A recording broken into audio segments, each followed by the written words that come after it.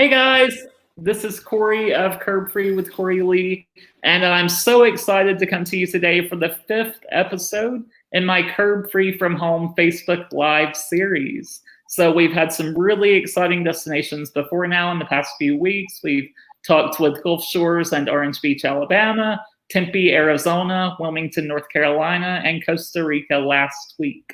So if you want to catch up on those, be sure to go to YouTube and search hashtag Curb Free from Home, and all of those videos will come up, or they're also here on Facebook on my Curb Free with Corey Lee page.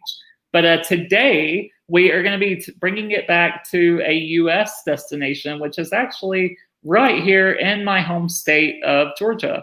So it's one that I visited. I've only been twice actually, and I went last summer and really got to explore the city for about 5 days and checked it out. It's an amazing southeastern destination and one that you should definitely consider.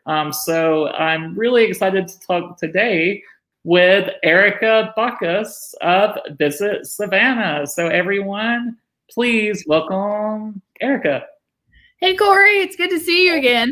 Yeah, thank you so much for being here. I'm really excited to talk with you about what all Savannah has in regards to accessibility and what people can expect if they're planning a visit. So thank you so much.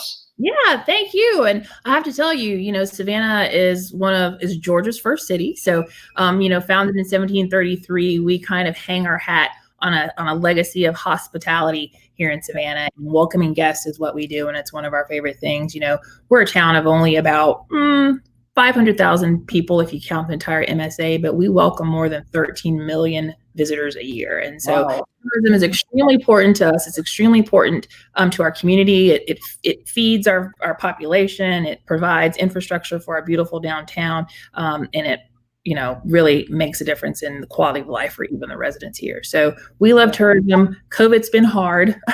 Most major destinations, we are kind of, seeing the effects of COVID on our industry, but we're starting to come back and things are starting to reopen. Restaurants are starting to allow in dining in restaurant seating. And so, hopefully by this fall, we'll be back, to a good normal pace for us. Yeah, hopefully so. I mean, I'm in Georgia too, so I kind of know, what the rules and regulations are here within the state. But it's good to hear that, some things are starting to open back up in Savannah, and I'm sure with all of the social distancing measures in mind. So even if people, aren't really getting out right now, they can hopefully soon, once the coronavirus goes away soon. I hope, please go away. But I know.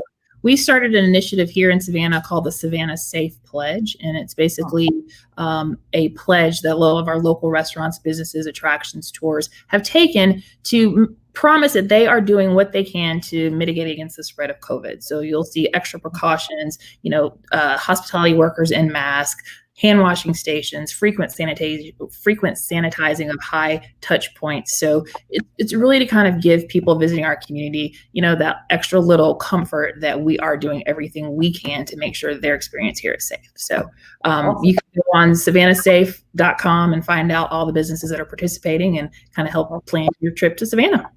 Yeah, that's good to know. So savannahsafe.com, and people can see kind of what's open, what's not, what measures are being taken. So good to know. Good to know. And can we talk a little bit about Savannah's location? So I'm from Georgia, and for anyone watching that maybe doesn't know exactly where Savannah is, or can you tell us what airport should they fly into? Sure. Kind of location. Yeah, so Savannah is right on the Georgia coast. I think a lot of people don't realize that we are only 20 minutes from the Atlantic Ocean. Our airport is the Savannah Hilton Head International Airport. It has about 13 direct flights in every day. New York, DC, Atlanta, of course. We've got a couple routes that are seasonal to Toronto, Canada, as well as a lot of the cities in Ohio. So we welcome folks from all over the country at a very easy to access airport. We're also right off of I-95. So anybody traveling north and west or north and south on the I-95 corridor, we're just a short 15-minute drive off of I-95 in Georgia. So, to kind of help give you some other parameters, we're 4 hours from Atlanta, we're 5 hours from Orlando, and we're 2 hours from Charleston. So that kind of helps put a little dot on a map for you. Yeah. Yeah. So it's only about a 5-hour drive from where I live in Northwest Georgia. So really easy to get to from Atlanta. I mean, which is the world's busiest airport. So, oh gosh, yeah. Our airport, if you go through Atlanta, our airport is such a breeze. We have, chairs and beautiful music, and you can grab a cocktail. And that's kind of what our thing here. Yeah. Yeah, all about the Southern hospitality in Savannah, I feel like. And so once someone flies into Savannah, how can they get from the airport and get around the town? Are there wheelchair accessible van rentals? I know that I saw Mobility Works actually offers accessible rental vans in Savannah, but I think you had told me earlier about some accessible transportation in the city. Yeah, absolutely. So Chatham Area Transit, which is our public mobility program, has their accessible vans. They're accessible taxis that you can call, order, have you picked up at the airport and taken to your destination. So, we're real lucky to have kind of a city and a government that really believes that, accessibility for all people, and they have provided the equipment needed to make sure that everyone has the same experience in Savannah. Awesome. Yeah, we have quite a few people watching. And as you were saying, I mean, the hospitality in Savannah, when I was there, I mean, everyone, every restaurant I would go to, even if it, had a little lip to get inside or something. I mean, they were, willing to help out. And I remember going to the beach in Tybee Island, which we'll talk about in a few minutes. And on the access mat, there was some sand over it, and they were immediately clearing the sand off of it. And everyone seems to jump right in and really want to help out. So, well, we also you're kind of you may have got a little superstar treatment while you were here. Oh, okay, that's what it was then. We're super excited to have you visit. Well, thank you. I appreciate that. And to everyone watching, thank you so much for watching. We have quite a few comments coming in. Jennifer wants to know, is it a walkable city? And that's something I did want to talk about, so I'm glad you brought that up, Jennifer. They're staying at the Marshall House. So I'll talk about a little bit about my experience rolling around in Savannah, and then if you want to weigh in, also feel free. But when I was there, I mean, I did navigate downtown Savannah pretty well. So going there, I think is it 22 squares in Savannah? Is that correct? Yeah, that's right. 22 squares. I'm surprised that I remember that. I did some research yesterday, but I was like, Corey, you got to remember that. Corey, that's Chippewa Square. And the monument you see there is to James Edward Oglethorpe. He was an English general who founded the colony of Georgia. Oh, nice. Okay. So the squares in Savannah, the 22 of them are like this, and you can go from one to the next. So I think I visited 5 while I was there, and they were very accessible. So, I mean, as you can see, it's pretty smooth to get around the squares. But then you go to somewhere like River Street, and there is the cobblestone there. Yeah. A lot of people find that, really charming. And as a wheelchair user, it is bumpy though. It's pretty bumpy, but they also have, let me find the picture, this little area right by the river. And it was completely smooth. I mean, I found it tremendously accessible, and you can, have a beautiful view the entire time. And then once you're on River Street, there are sidewalks which were accessible. So you can see there in the middle of the road, there is some cobblestone. So if you wanted to, cross the street, you would have to go over the cobblestone. But then there are sidewalks as well. So I found, rolling around Savannah in my wheelchair, it was fairly easy, and I didn't have any real problems. So yeah, I was impressed. Yeah, the good thing about River Street too, Corey, and we may not have pointed out, but there is a public elevator that will take you right down to River Street to sort of the smoother areas. Now, River Street is treacherous no matter who you are. The basic history behind the River Street is that all of those rough stones you see are what they call ballast stones, and they were put into empty ships coming from Europe to lower them in the water. And when they got to Georgia, they just throw the rocks on the road and fill it with cotton to take back to Europe. So that's kind of why that street is just these sort of oddly shaped, not mismatched boulders that you will twist an ankle on if you're not careful. I'm sure. I saw a lot of girls wearing high heels and stuff on River Street. I was like, how are they doing it?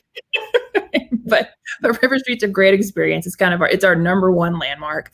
Pretty much everyone that visits Savannah sees it. It's made up of old cotton warehouses that have been converted to bars and restaurants and shops. And Savannah has that fun little open container law that you are allowed to drink in the streets as long as your cocktail is in a plastic cup of some sort. And so River Street really kind of becomes kind of the epicenter of our nightlife.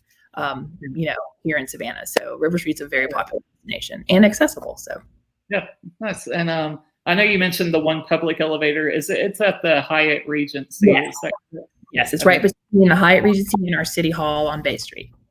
Right. And while I was there, I stayed at the Marriott Savannah Restaurants. And so from there, I was actually able to even go down to River Street as well. So whether you're staying, at a hotel or out there near River Street, which like I did at the Marriott Savannah Riverfront. And while we're talking about it, we could talk about the hotel for a minute. But my room was really accessible. I mean, it was spacious. The bathroom did have the roll-in shower with a handheld shower sprayer. There was a pull-under sink and grab bars for the toilet and the shower. So if anyone listening or watching is considering staying in Savannah, then definitely I would recommend this hotel. It's easy access to River Street, just a short drive to all of the downtown attractions, and it is phenomenally accessible. But are there any other hotels that really stand out in your mind, Erika, that you want to talk about? So there's a brand new hotel project. You may have seen it, Corey. It was being developed kind of on the western end of River Street, and it's going to be a brand new JW Marriott hotel. And they've done some amazing things with that hotel. They have a chrome T-Rex that will be displayed in the lobby. It's part of the collection, and they're known for kind of their over-the-top, posh decor. We're really excited about it. It's going to be 3 different buildings, all with sort of a different theme in them. The hotel is scheduled to open in August of this year. It's going to have 13 restaurants plus retail space and something they're calling an adult playground on the rooftop. So I'm excited to see how it all comes together. But the next time you come back, Corey, that'll definitely be a lodging option for you. Nice. So it sounds like I need to be planning a trip for the fall then. And I tell you, rooftop bars are the thing here, probably because our weather is so enjoyable, 10 months out of the year. Another favorite of ours is the Perry Lane Hotel, new property that opened up last year. They've got a rooftop bar called, say that 52 times fast. They have a rooftop bar called the Paragon that's got great views of the historic district. A great way to kind of see Savannah if you can't hit it all, on foot. It's a great way to see it, from above. So, and fantastic lodgings. Yeah, very cool. And while we are talking about, Savannah has really good weather, like most of the year. I think, if someone's thinking of Savannah, they may not think of the beach being so close. So let's kind of delve into Tybee Island now. So Tybee is only about a 30-minute drive from downtown Savannah. It's a beautiful beach area. And they also even have an access mat there on the beach, which I think is fairly new. So this is a decent picture of it that I could get. But the mat is right there on the beach. I was able to roll to the end of it, and it doesn't go all the way to the water, but it goes far enough that I was able to see the ocean. I was able to lounge right there on the beach in my own powered wheelchair, which was phenomenal, and just have a really good experience. And they were actually even having a special event that day where they grilled burgers on, what was it called? Pier, the Tybee Pier and Pavilion? No, it was, oh God, I can't remember. Do you remember, Mom? A solar grill, a solar power grill. No, you got me. Yeah. Wow. They said it's an annual festival that they do, I guess. And so I was there on that day, and they were offering us food. They were all in. But it was a really phenomenal experience. Cool. Very cool. Yeah, you talked about our Moby maps. those are something that the city of Tybee was very, really wanted to make sure that the beach was accessible to all people, all Georgians, because we had some beach renourishment where we kind of built up our dunes and kind of extended the beach. The mats were important to kind of get through that deeper sand before you get to the high water mark. So I would have to get a list just to double check. We'll make sure I have that on the website. But most of the public beach accesses do have the Moby maps down to the water line. So it's a great experience. Tybee Island's a great beach. Oh yeah. And they also, in addition to the Moby mats, even have beach wheelchairs. Yeah. So I think it's available at the Ocean Rescue Center It is. in Tybee Island. And they are the amphibious wheelchairs, so you can actually go on the sand and then also get in the water, which is amazing and something that I rarely find at a beach anywhere in the world, really. So the fact that Tybee had that, I was sold immediately and like ready to come back already. So yeah, I love it. Those are our Trilo chairs, and they float. So yeah. You'll be in good shape if we get you out there. We won't lose you. Yeah, and, it's at the Ocean Rescue Center, so they, I'm assuming, would be willing to, help out if you needed it and get you out in the water, get you cooled off from a day in the sand. Yeah, lots of good fun. Lots of good people watching out at Tybee Island. So even if you sort of post up with a good book and kind of watch the folks go by, it's a great afternoon at Tybee. Yeah, I found a really good, like the aquarium right there at the Tybee Island Pier. It was a really good aquarium too, to be like so small. It is. So glad you said that, because they broke ground almost a year ago, probably shortly after you left, and we have a brand new aquarium under construction, about quadrupling the size of the one you experienced. But it's going to feature all kinds of Atlantic Ocean wildlife, and there's a couple live views of some of the reefs around Georgia where you can kind of see the activity going on. So we're really excited about the new new Tybee Island Aquarium that will be opening this summer. Yeah, very cool. And okay, thanks for watching, everyone. Somebody affordable, accessible lodging. So I think it really just maybe depends on the time of year that you go, like depending on the hotels, I'm assuming. It does, Terry, and we really have price points available on all budgets. Now, Savannah is definitely known for its high-end luxury accommodations in the historic district, but we also have several family affordable accommodations as well. And pretty much all of the major hotel brands are represented in our community. So everything from like a Days Inn, to a high-end Marriott or Hyatt you can find. And so, don't ever be intimidated by price in Savannah. There's always an option for you between Savannah and Tybee Island. And that's to everybody. Hey, Jennifer, what else is there to do on Tybee Island? Well, being a beach, you've got all the water sports. We are famous for our dolphin watching adventures. There's boats all day. And let me tell you, that is the cutest thing. If you've ever seen a family of dolphins sort of floating around the boat. Fantastic food out there. Savannah is known for its fresh shrimp, and wild Georgia shrimp is a thing, and you can find it just about at every restaurant on Tybee. My favorite Tybee restaurant is the Crab Shack, and this is, of course, when I was there, actually. Yeah, it's all fresh and steamed seafood, nothing fried. They bring out these humongous platters of fresh shrimp, corn, sausage, crab legs, mussels, you name it. It's what we call here a low country boil. Typically all these things are cooked together and dumped on a table. It's a very social eating experience. And this restaurant kind of streamlines it for you and makes it, fun and family and friend oriented. So, definitely check out that. Yeah, I think I had some crab cakes when I was there. And I'm such a fan of crab cakes, and they were so good. I am too. We, in addition to that, Tybee Island has the Tybee Island Lighthouse, which is fantastic. A little bit of history for our island. We've got the old Fort Pulaski, which is one of the last remaining pentagonal designed forts in the country, of course, the Civil War era. And you've got great tours and reenactments that go on there daily. So, lots to do. I number one recommend Tybee, chill. Right. Just chill out on the beach, find the book, find the drink. Yeah.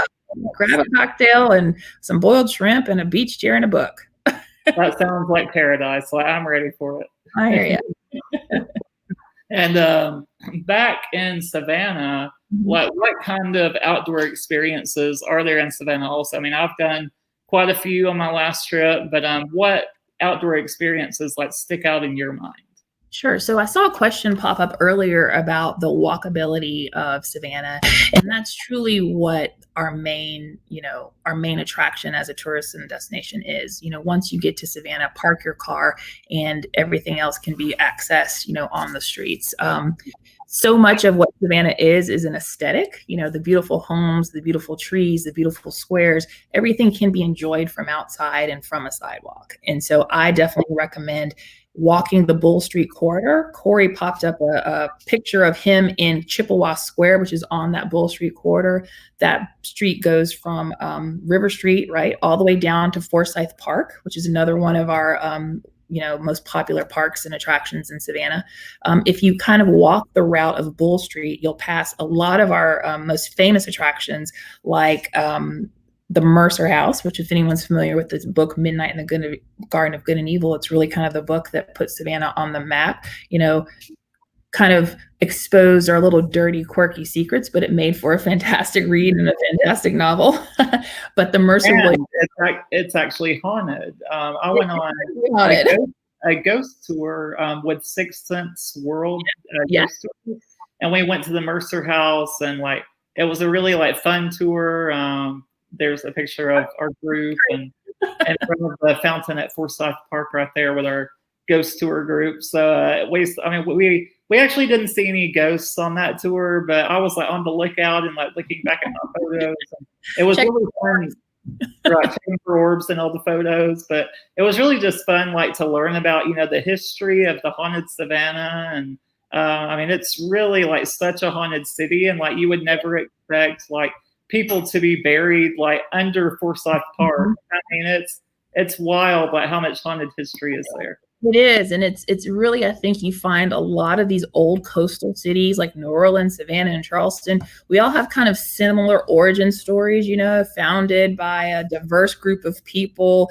Cities started to expand, and back, the way most society works is you're dead or buried on the outskirts of town. But as the town expands, people started building over these, graveyards. And so we have a lot of sections of Savannah that are built on top of grades. And we've all seen the movie. Nobody wants to be built on top of an old burial ground. Definitely not I. So we do have a lot of. So when you went to elementary school, Julie, what's your Julie Hurst? SJ Small World. I went to Marvin Pittman. Oh no, I'm from Statesboro. I went to another school, St. James. Yeah, but yeah, back to kind of our haunted history. There's more than 30 companies that do haunted tours in Savannah every night of the week. You can go in everything from a converted hearse to a horse and carriage, to a walking tour, to a trolley tour, to a pub crawl tour. So, the pub tours ensure that you see ghosts. Right. You drink. So those can also be a lot of fun.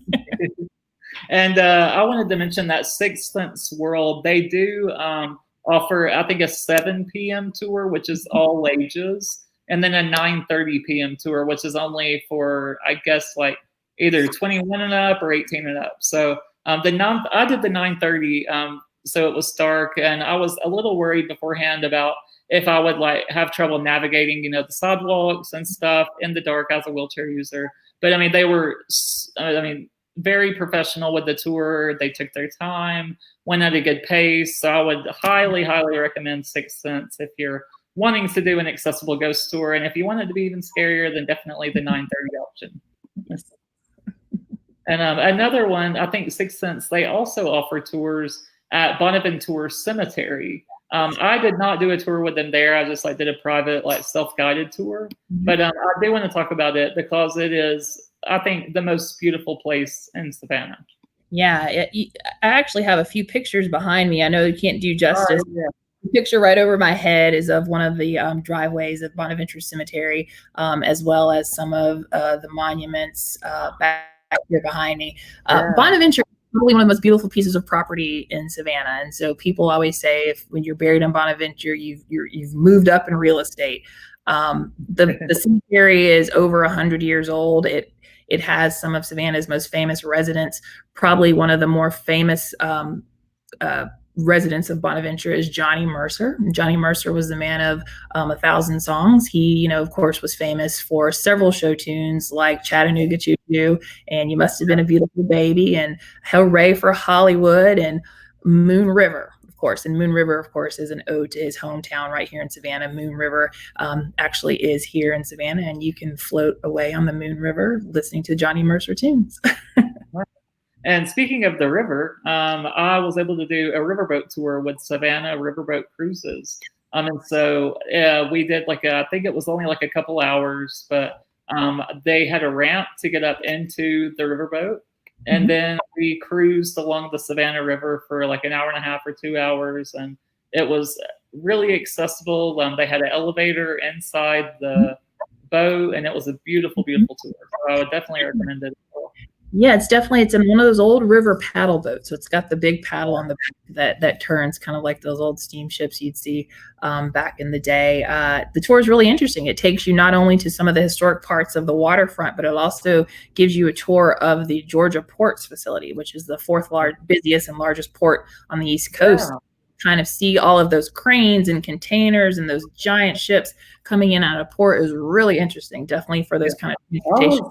I was actually really shocked to learn that it's the fourth largest cargo port, right here in the state. I couldn't believe it when they said that. And Corey, it has to do, again, like you said, with our accessibility to the country. Georgia kind of sits, if I was to draw a map, Georgia kind of sits here and Florida's here. So you can get access to I-95, I-10 West, and I-75 North into the Midwest within an hour of picking your cargo up from the ship. So we're able to move goods quickly throughout the country. And so Savannah has just become a very, very popular port, especially from Asia and Europe. Yeah, nice.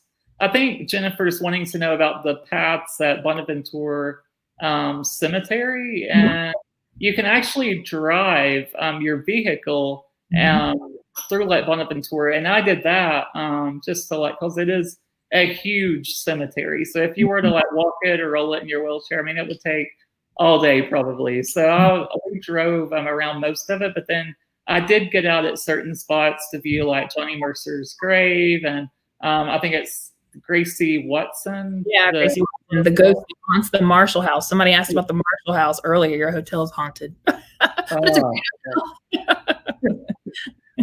Not be an exciting stay, at least. Yeah, exactly.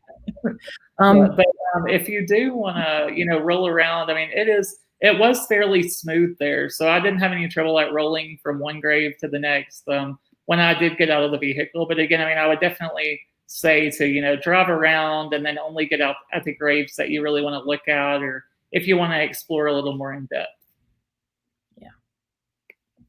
And now that I think we've kind of covered a lot of the outdoor experiences, but can we talk about what are some of the indoor experiences that you would recommend? Because Savannah gets pretty hot in the summer, and after a little while, you got to get indoors.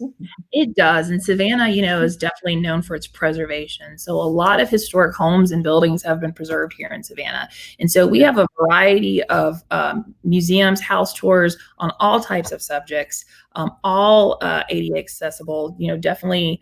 Our historians and our historic preservation people were very sensitive to the Title II ADA, requirements. And so most buildings do have ramps or elevator accesses into the main part of the display.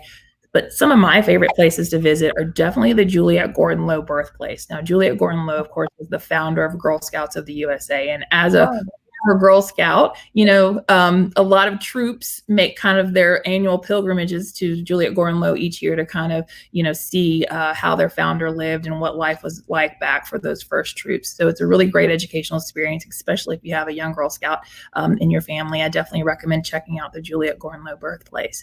Now, if you're kind of a train, enthusiast, we've got the Georgia Roundhouse Train Museum, also totally accessible. It's one of the few working train roundhouses in the country. So they've got everything from actual locomotives on display to blacksmith shops that you can participate in.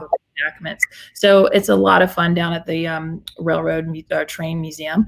We also have ships of the sea museum in the famous Scarborough House. So if you are a fan of model ships, this museum is definitely for you. It has models of some of the actual great ships that crossed the Atlantic to and from the Americas back during the steam engine days, and a lot of great history in there as well. Another favorite of mine is the Ralph Mark Gilbert Civil Rights Museum. Ralph Mark Gilbert was a pioneer of civil rights here in Savannah. Savannah was very fortunate during kind of the fight for civil rights in America to not see the violence that a lot of other American cities saw. And so really Ralph Mark Gilbert was a factor in protests being peaceful here in Savannah. And so they have a museum dedicated to his life and his legacy of, civil rights here. So it's another fantastic museum you have to check out. Awesome. Those are all places that I unfortunately did not visit. I feel like really bad that your favorite places are the ones that I didn't go to. So there's so many. So like you did so much. Yes, I saw where you went. Your list was great. Yeah, so maybe that's a good thing though, because now I can talk about a couple of the ones that I did go to that maybe people want to see also. So the Savannah, when I was in Savannah and like Forsyth Park, I was on a mission and like in the squares to find Forrest Gump's bench that he sat on.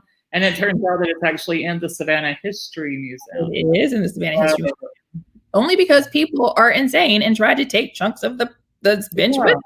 Yeah, that's what I heard. Put it in the museum. Yeah. So if you do go to the museum, I mean, it tells all about the history of Savannah. It was really interesting to learn more about the city, and then you get to see, I think there was an Oscar in there from Johnny Mercer. You can see Forrest Gump's bench. You can't sit on it though, so you can only look at it, but it's still pretty cool. I mean, as a fan of the movie, I thought that was pretty cool. I'll give you a little fun history that it was a movie prop, and it's actually made of mostly styrofoam. Okay. But it's still a cool piece of history and something that's very proud of. Oh yeah, still cool to see it. And then also my favorite indoor place was probably the Prohibition Museum. Yes. So I really, I mean, obviously I didn't pay attention in like American government class or American history, and I really didn't know anything about Prohibition when I went beforehand. But then I got there and it was like really, really fascinating. And I mean, it feels like you're, stepping into or rolling into the 1920s and 30s when Prohibition existed. So they have all of these like statues up and like wax figures of people. And I mean, it was really, I thought, interesting to learn about. And then the best part of the Prohibition Museum, though, is the speakeasy that they had. So at the end of the tour, they had a speakeasy that you could actually order alcoholic drinks and just sit in there in the speakeasy and drink. And the speakeasy was reminiscent of exactly what it would have been like in like the 1930s. So that was really, really cool, I thought. Yeah, and Corey, kind of one of my favorite things about this speakeasy is that they only serve Prohibition era cocktails. So like gin fizzes and old fashions and Tom Collins and all those old drinks that quite aren't as popular anymore, but are still delicious. You can definitely get at 22 Up is the name of the Prohibition bar there. Nice. So you can't go in there and get like a fireball.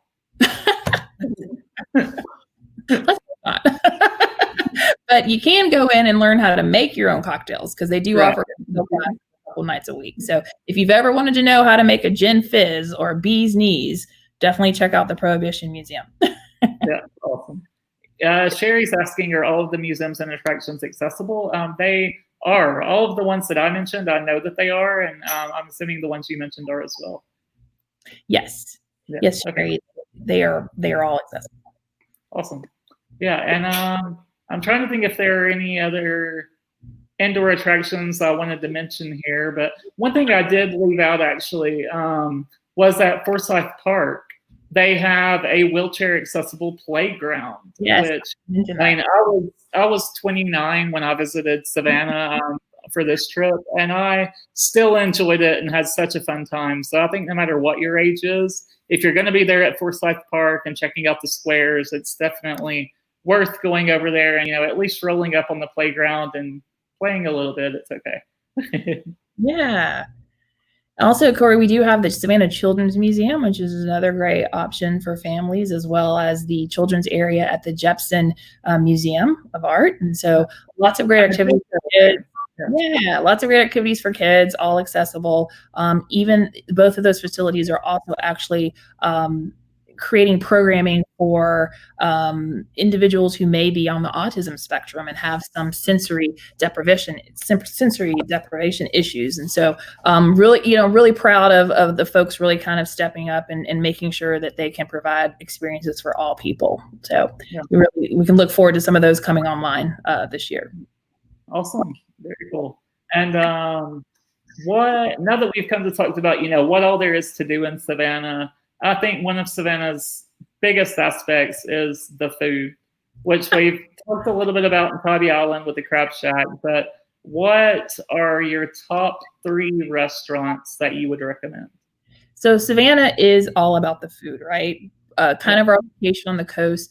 Fish and coastal foods are kind of our staple. When I say coastal cuisine, I mean things like rice, okra, tomatoes, corn, things that are grown kind of in this low, wet area of the southeast coast. And so we have a lot of restaurants that do fantastic jobs, at kind of melding these flavors with kind of what's hot and what's new. One of my favorite restaurants right now is the Gray. Mashama Bailey, who is the chef at the Gray, just won a James Beard Award this year for her creations at the restaurant. Her specialty is foie gras and grits, which is a duck liver pate with a good old side of grits. You can pretty much put anything with grits, and I'm going to be a fan. Right. Me too. I love grits. A couple other places really doing kind of that coastal cuisine really well is the Old Pink House, definitely in Savannah. This restaurant's over 70 years old, and they have just been like sort of putting out the best shrimp and grits I've ever had. And so that's really one of my favorite. Definitely falls in the fine dining category. It's definitely recommended to have reservations, and it is sort of like I like to call a white tablecloth type of establishment. So that's a little different. If you're looking to get a little less formal, the Belforts in City Market is a great spot. They have some of the best crab cakes in town, Corey. Pure crab, no breading, delicious. I gotta go. I gotta be there next time. One of my favorite things about them is they have outdoor seating right and kind of in the middle of our City Market area. So you can often hear the live music, watch the people shop and mill about. So it's definitely one of my favorites. Savannah, along with its coastal cuisine, is known for its farmhouse cooking. That, of course, is your fried chicken, your collard greens, your mac and cheese, and your biscuits. And the reason my cheeks are so Paula Deen has been excelling kind of at that genre for a long time. There's a couple other great restaurants that do a good job there. One of my favorites is the Pirates House. Now, this is, again, if you've got children. My number one favorite when I was in Savannah. The Pirates House has everything from great seafood to great country cooking. One of their pecan honey chicken, fried chicken, is one of my favorite dishes on their menu. And, aside from having great food and being a great place for families, it actually has a true pirate history. It was actually a pirate bar in the 1730s when pirates would come inland to avoid hurricane season in the Caribbean. They would come to cities like Savannah. And so the Pirates House was definitely a place that they visited. And if you're a literary enthusiast and you're familiar with the book Treasure Island, Robert Louis Stevenson talks about Billy Bones dying before he gives the map with the hidden treasure on it. But if you pay attention, he's dying in the Pirates House in Savannah, Georgia. He's upstairs room in Savannah, Georgia. So Pirates House is mentioned in the Robert Louis Stevenson book Treasure Island. So that's kind of their name. Yeah. So Pirates House and barbecue. We love barbecue here. And so there's a great restaurant, an old steamliner downtown called Sandfly Barbecue. And so we like to do your tomato-based sauces. And so we've got they do a great spicy, tangy, sweet kind of tomato sauce on all of their great barbecue food. So those are kind of my favorite. Yeah. I'm hungry. It sounds amazing. Oh, and don't forget Leopold's ice cream. Yeah, I went there also, but my favorite dessert place was at Lulu's Chocolate Bar. Yes. Oh, I had the white chocolate chip cheesecake, which is my gosh. It changed my whole life. Like they say here, it's so good to make you want to smack your mama. Right. Really. My mom actually went with me, and I smacked her. You smacked her? Not really. I'm still here today, so I didn't. No, smack mothers in Savannah, FYI. Right. But at Lulu's, they do have a step to get inside, but they have a portable ramp that they will lay out for anyone that uses a wheelchair that wants to get in. And it's also a cocktail bar. So it's a bar and dessert only. So it's like the two most perfect things. Like, that's the place to go. I love a good champagne and a rich piece of chocolate cake. Oh, yeah. Delicious. That's my favorite there. Yeah. And you were talking about the Pirates House earlier. I was just going to say a couple of my favorite restaurants in Savannah. So the Pirates House was probably my #1 favorite. And the reason is because of their fried green tomatoes. So their fried green tomatoes are served over pimento cheese. And pimento cheese is like one of my favorite foods in the entire world. You are very Southern, Corey. That is such a Southern thing. I can't help it. I can't help it. The Pirates House was phenomenal, and it's like such a fun dining place because, I mean, it does feel like, I mean, you're in the Pirates House, literally. Yeah. So it's a fun place to eat. And then the Soho South Cafe was really, really good. And I went for Sunday brunch, and they had like a piano player, like when you entered, and it feels like you're in like this hip, like New York City cafe. And then, I mean, you're really in Savannah. I mean, it's just a phenomenal place, and the food was exquisite. Fried green tomatoes. They had like grilled cheese and tomato soup. And I even added like fried green tomatoes onto the grilled cheese sandwich. So, I mean, it's like so good, so delicious. And then the old pink house, I ate there as well, and the grits and collard greens are delicious. So I really enjoyed that as well. Corey, I feel like I'd be amiss if I did not mention that, yes, we have a lot of great restaurants with a lot of great food, but we also do have a lot of healthy spots. We've got several vegan restaurants here, too, that are super good. Probably my favorite is Fox and Fig. They do a fantastic job at creating vegan creations out of things that you never knew tasted good together. So if you are kind of looking for that lighter fare, or if you've got some food intolerances or have gone vegan, definitely check out Fox and Fig. Check out Hyatt Cafe. Check out Brighter Day. Those are all places that mine too. Those are all places that you can sort of have a great lunch without having to undo your pants button. Yeah, but if you're in Savannah, I think you gotta just go all out. Like, you gotta, it's all pants. That's my one recommendation. Wear stretchy pants. Right. You gotta just give up the diet for a few days and just enjoy. But you know what? All of the time spent outside, kind of touring around, I feel like burns the calories. So right. I have to spend it. I have to spend it. I'm in relations. So. And now that we've talked about kind of your top 3 or 5 favorite restaurants, what are your top 3 activities? Like, if someone's coming in and they can only do 3 things, what 3 would you recommend? Oh, that's so hard. So I definitely a little bit earlier, we do have 21 historic squares, and we've got so much great architecture. It's hard to get to it all. So if you were going to choose one route, I definitely would walk the Bull Street corridor. That's going to take you north and south through the center of the historic district. It's a 1 mile walk, and you pass great things like the Mercer House. You also pass the Juliet Gordon Low House. You also pass Temple Mikveh Israel, which is the 3rd oldest congregation in the United States, Jewish congregation in the United States of America. They have tremendously fantastic, interesting history, and I feel like it's such an undertold story here, is the Jewish history here in Savannah. So you also pass the St. John's Cathedral, which is a beautiful Catholic church here, and then that gets you down into Forsyth Park. So it really, to me, is the most beautiful stroll through the town. If you can only see one house museum, I definitely recommend the Owens Thomas House on Oak Square. It is probably the most beautiful example of English Regency we have in Savannah. It has what's known as the double staircase, or what we call here the welcoming arm staircase.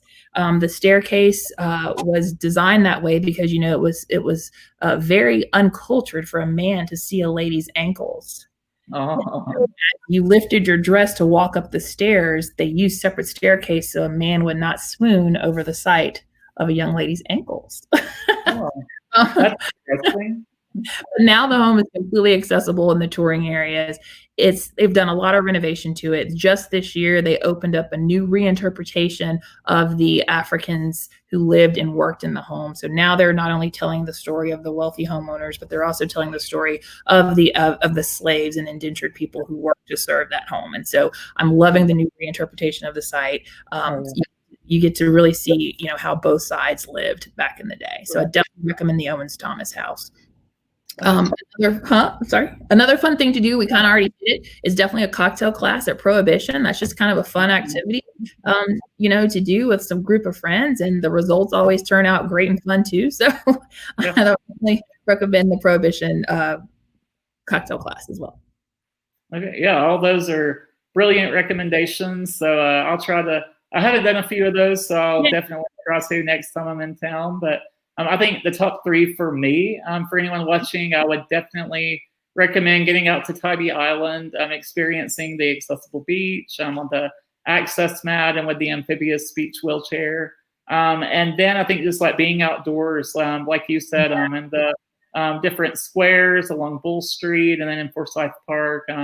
Just give that, a few hours, walk around, have some fun on the accessible playground, and then just eat everything you can. Everything. I would say that. And I think we did get a question a minute ago. It said, are the restaurants smoke-free in Savannah? Yes, we have been smoke-free for a couple years now. So yes, we are smoke-free pretty much everywhere you go. Nice. Awesome. And lots of green trees, lots of aesthetic beauty for a city that has fantastic architecture, friendly people, and great food. So, if you haven't come and seen us, please come visit soon.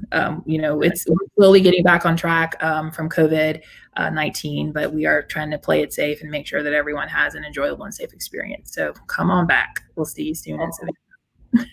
And I guess unless there's anything else you want to say, I think that's all of the questions that I have. But where can someone, what is Savannah's website where they can learn more information about, what else Savannah has to offer? Absolutely. You can find us online at visitsavannah.com. Also check out our social channels on Facebook, Instagram, and Twitter if you want to follow along with us kind of on our day-to-day. Also, if you're looking for more information on Tybee Island, visit tybee.com is their website. Both pages kind of feed to each other, but if you're looking specifically for Tybee info, check them out as well. Awesome. Yeah, sounds good. So everyone watching, I hope that you, thank you so much for joining me, by the way. I really appreciate it. I enjoyed it. Yeah, wonderful to talk with you. And I even learned more about Savannah. So I can't wait to come back and see a lot more of the city and do some more cool experiences. Good. Well, it's great. So thanks for having us, and hope everybody comes and sees us soon. Thank you, Vicki. We love you back. We miss you. Come see us. Yeah. All right. Yeah. People seem to have loved it. So they got a lot of information from it. Awesome. Yeah. But thank you again so much, Erika. And I hope to see you soon. We'll see you soon, Corey. All right. And thank you guys so much for watching this week's Curb Free from Home from Savannah, Georgia. So I hope that you enjoyed that and learned a lot of information, and hopefully can get down to Savannah very soon in the near future. So next week, I will be talking with Jillian Rex-Siedler, who works for the Manitoba Tourism Board, so Manitoba, Canada. She and we'll be talking all about Winnipeg, Manitoba. I went there, I think it was last summer for the first time. It's a beautiful, beautiful Canadian city. So yeah, I can't wait to talk with her about that and bring you guys a lot of information all about Winnipeg. So stay tuned next Thursday and I'll be back. But more information about that will be coming out early next week. So thank you all for watching, and I hope that everyone has a fantastic weekend wherever you are in the world. Stay safe.